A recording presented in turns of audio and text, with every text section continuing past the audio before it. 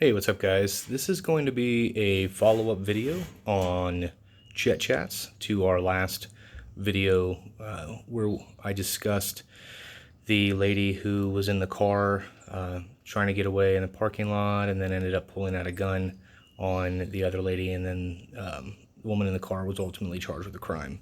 So what we're going to discuss in this episode is when can you run somebody over with your car? And when is that considered deadly force? So this is going to be a little bit more of a deep dive into the general law of deadly force. Now let's start sort of at a 30,000 foot view and then move down to the more specific.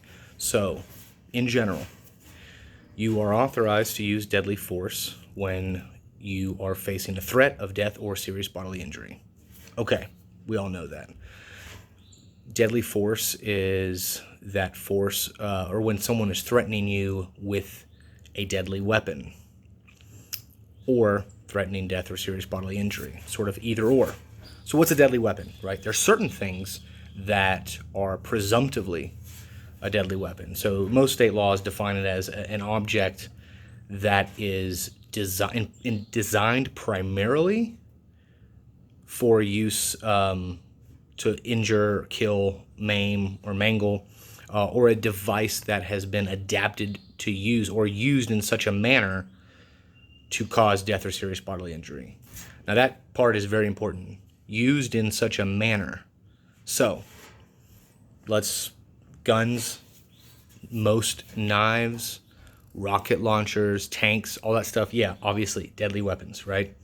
Yeah, you shoot somebody, you shoot at somebody, you point a gun at somebody, you're threatening them with a deadly weapon. You're using deadly force. You know, you try to stab somebody, you're using deadly force, right? No question about that. That's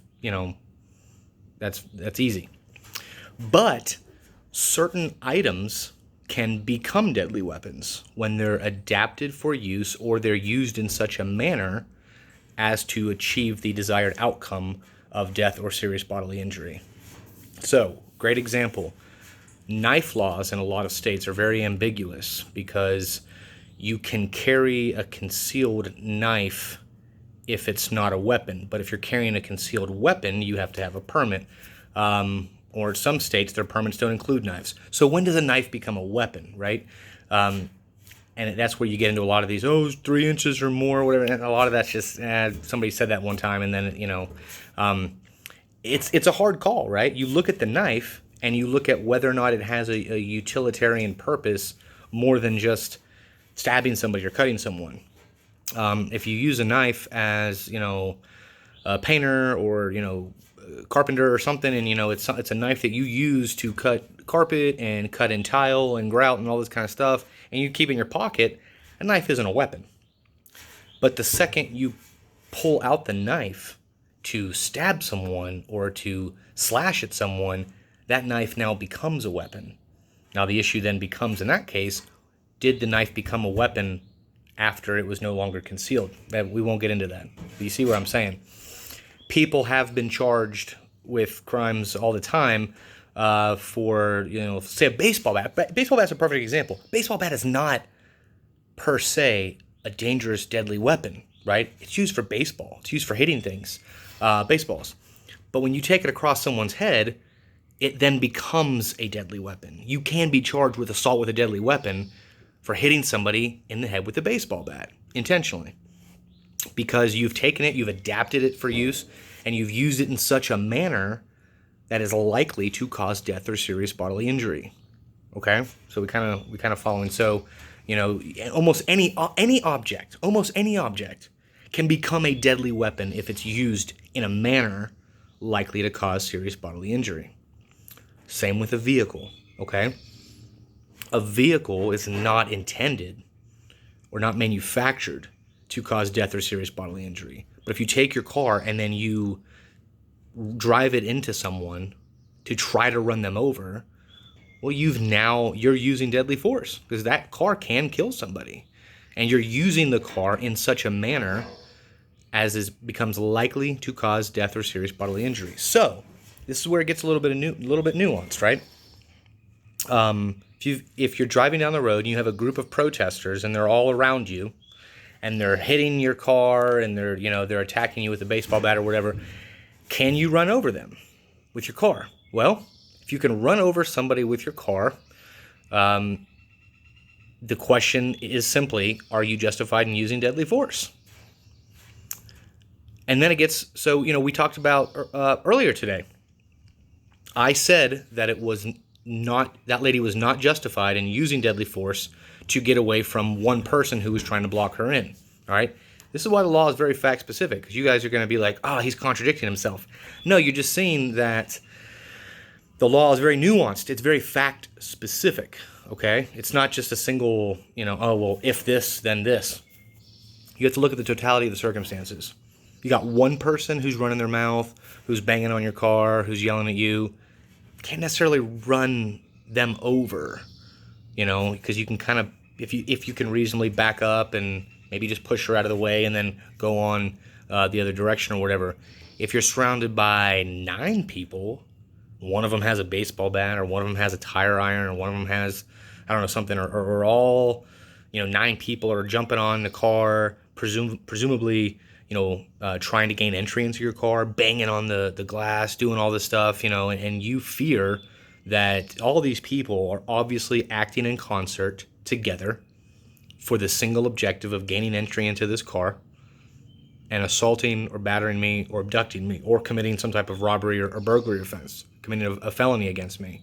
And given the number of people, given that I have no reasonable opportunity for escape, I reasonably feel in fear of death, serious bodily injury, or that a violent felony might be committed against me. So in that case, it certainly would be reasonable to put on the gas and run them over.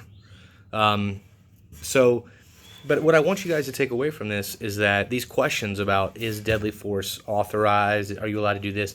The rule is simple, right? The rule is extremely simple. You can use deadly force to protect against death or serious bodily injury, or in most states, sexual assault or the commission of a violent felony. But when that's reasonable is going to be a very fact-specific question. So there's no litmus test. There's no, black and white test for, if somebody's banging on your car, you're allowed to run into them. It's not that simple. It's really not. And you don't want it to be, because that can lead to some pretty absurd outcomes. But a very, very good question was posed to me by a colleague, somebody who's very, very intelligent, and that is, if you can run into somebody with a car, why couldn't you shoot them? And that's a very good point. And in my opinion, the answer is, if you could run into them. And I think, once again, very fact specific, there's a difference between running into somebody, running over somebody, and simply backing up your car while they're behind you and causing your car to push them out of the way. I don't think that rises to the level of using deadly force, because you're not using your car in a manner likely to cause death or serious bodily injury. If I just put my car in reverse and I don't hit the gas, or maybe I put the gas on just a little bit and I just get up to 4 or 5 miles an hour, and I'm essentially pushing somebody out of the way who's refusing to let me go, and then I drive off, I don't believe that I've used deadly force. But if I got 5, 6 people in front of me that are banging on my car, trying to get in there, trying to do something, and I slam on the gas and I run over them, yeah, I'm using deadly force, because that use of the vehicle is reasonably calculated or reasonably likely to cause death or serious bodily injury.